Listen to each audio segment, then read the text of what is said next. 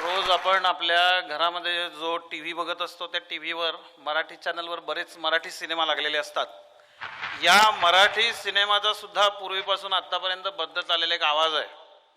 तुम्ही सगळ्यांनी गोपालकृष्ण नावाचा सिनेमा बघितला असेल. त्याच्यामध्ये एक गाणं आहे, तुझाच छकुला तुझाच गे मम माऊली गोकुळी जाशी गोधना नंद बाळ मी कान्हा टरणा टरणा तुझाच छकुला तुझाच गे मम माऊली.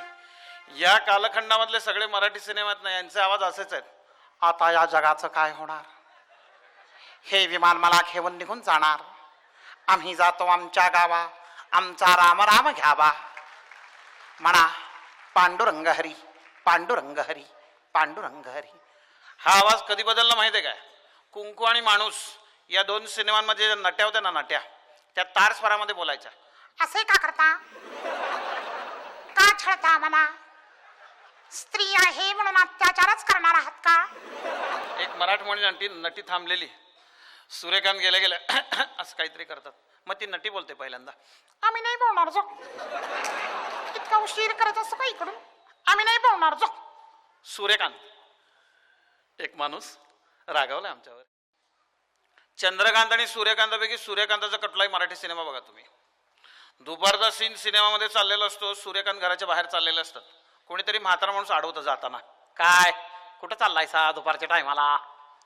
सूर्यकांत, काही नाही, जरा रानात जाऊन येतो. का हसायचं त्यांना माहिती, मला माहित नाही. ते रानात गेले की लव सीन सुरू. एक मराठमोळी नटी थांबलेली, सूर्यकांत गेल्या गेल्या असं काहीतरी करतात.